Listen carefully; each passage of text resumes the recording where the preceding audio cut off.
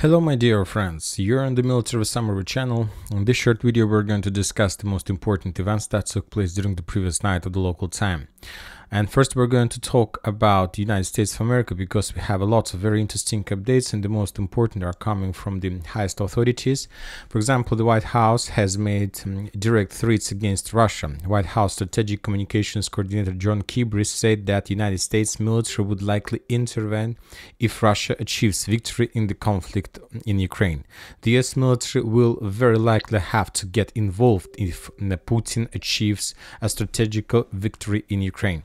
So this is what he was saying. Also, he added that Biden added that if Putin takes Ukraine, he will not stop. He will continue to move and attack a NATO ally.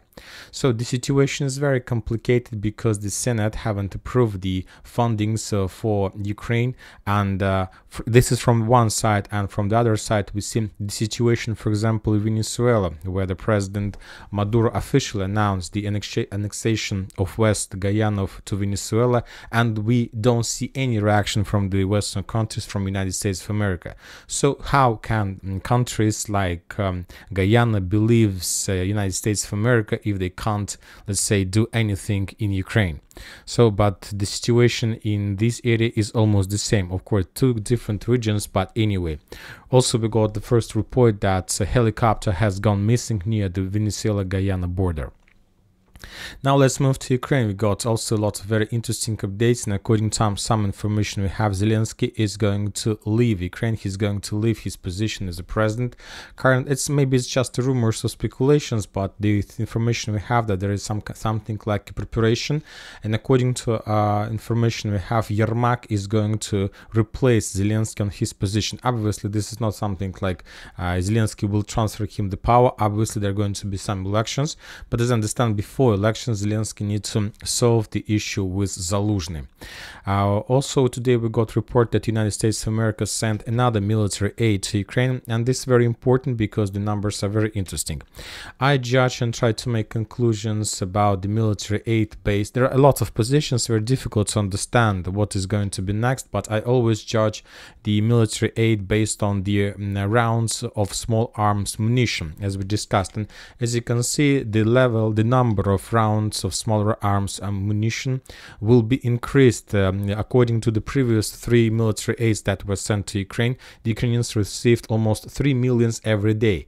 And now we see that for the next period of time, the United States will send for 1 million more, which means that there are going to be much more heavy clashes the next months in comparison with the previous 2 or even 3. Now let's move to the situation on the ground, and we have a lot of very interesting updates, and the most important ones are coming from Bakhmut Solidar direction. The Russians, according to information we have, as a result of offensive operation, managed to establish control over the hill 215.7. This one, there are still this territory, this hill, these trenches, this fortification can be split in 2 parts. One of the parts is located on one side of the road, another one on the south of the road, and the Russians managed to establish control over the northern area. The Ukrainians control the southern area, and there are still very heavy clashes. I'm not sure whether the Russians were able to dig in deeper. Obviously, today both sides will try to counter-attack each other and attack each other when talking about the Russians. And if the Russians are able to hold for another day, obviously the end of the hill, the days of this hill will be numbered. And if the Russians are able to establish control over complete fortification, then the Ukrainians obviously will be forced to step back further in direction of Ivanovska or even to the south. But it's very difficult to control this territory from the south because Klishchiivka is under complete fire control from this territory. And another important thing, that the main supply roads will be cut off. Furthermore, the Russians publish more updates and more reports from Bogdanovka area, and most of the mappers have already updated their maps on the north of Bogdanovka in the vicinity of another strategical hill, this one. And according to information we have, the Russians did establish control over the tree line, and basically the Russians cut the road, one of the roads that Ukrainians used to support their forces or to redeploy their forces from Bogdanovka to Grigorovka. So this road was cut off by the Russians by establishing control in this territory. Furthermore, the Russians published a video of heavy bombardments of Bogdanovka itself, which also confirms that the Russians have their focus in this area, their focus in this area. And obviously, during the next few days, we're going to see the first clashes and storming operations inside the village. Maybe the Russians are not going to be fast. They're going to slow attacks with the slow mode. Like, let's say they will try to repeat the story as we can see in Sinkovka, because the Russians are attacking Sinkovka, attacked Sinkovka for many times, but yet haven't established complete control, and the Ukrainians just have significant losses in that area. When talking about Solidar, according to information we have, the Russians managed to penetrate the Ukrainian defense belt along the railways and to get closer to Vyimka and to bypass Veselaya from the northeast. Yet we haven't received any geolocated confirmation of this progress, so we need to wait more. But obviously, if it's true, this is another episode of a very big problems of Ukrainians. The reports and updates that the Russians entered Veselaya and started clearing operation also haven't received any confirmation, neither from the Russian nor from the Ukrainian side. So for now, we can't we can't add anything else about this village.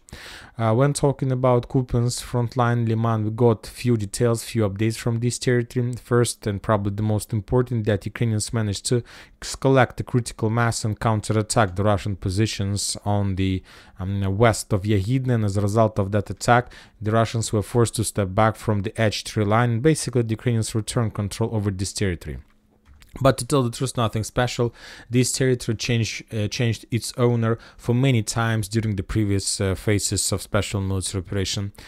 Interesting updates are coming from Sinkovka. The Russians published a series of episodes and videos from above the village.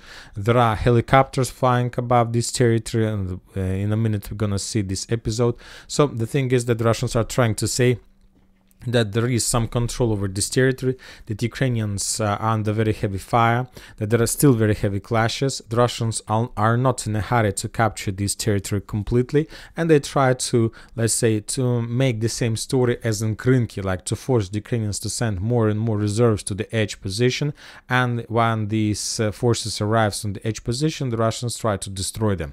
So just another process of reducing of Ukraine army. We got another video from Udaya diary for the 21st day. This 21st day started with the number of 142 soldiers. Ukrainian soldiers killed and wounded, and by the end of 21st day, the Russians managed to, this operator Uday managed to reduce the Ukrainian army for 148 soldiers. So basically he increased the losses of the Ukrainian army for another 6 soldiers just for a day. Anyway, the total losses just from one operator of FPV drone currently is 148 soldiers. It's almost about a half a battalion, so significant losses. And now we're moving to Avdiivka area. We got few important updates from this territory. The most important one is coming from Avdiivka, another video of 110th Brigade. On this video we can see how the soldiers of 110th Mechanized Brigade of Ukrainian forces claimed about difficult situation, and the main thing that they were claiming for is that they have no rotation for the previous like 3 weeks, and that they're asking, and they're not asking, they were required the military authorities and Zaluzhny himself to start rotation process and to rotate soldiers who've been sitting here for the previous few weeks. And they also promised that if there's going to be no rotation, they will go to Kiev and they will, let's say, make very bad things to Zelensky and Zaluzhny. When talking about Stepova, we haven't received any updates, just the Ukrainian video from the Ukrainian side of the losses of the Russian forces. So we can say for 100%, as I understand, that the Russians have no control over Stepova and that this village is under complete Ukrainian control. So obviously, if nothing changes, we will be forced to change the map and to establish and to color this territory into yellow because of Ukrainian complete control, or at least like Ukrainian presence in this area. And now we are moving further to the south to Krynki area. We have lots of updates. The Russians continue bombardments and attack the Ukrainian forces in the area between Ivanovka and Tyaginka. As you can see, significant number of geolocations. So the story is the same as we discussed the previous days. The Russians found the tactics, the Russians found the key how to win the battle for Krynki. To tell the truth, the Russians have already won the battle for Krynki, and now the only thing the Russians are doing is reducing the Ukrainian army. The Ukrainians don't have any other other options. They can't evacuate from Krynki. It's a big trap. It's a big media trap. If they leave the territory, this is going to be another disaster for the Ukrainians. Maybe the Ukrainians will leave from Krynki during the, let's try, withdrawal process from Avdiivka. So like to do two bad things at the same time, it will reduce the effect, not to do like step by step, but at the same time. But anyway, sooner or later we're gonna find and we're gonna know the numbers of real Ukrainian losses in this area, and obviously this is going to be another disaster for the Ukrainian army, not just because of level of losses and number of losses.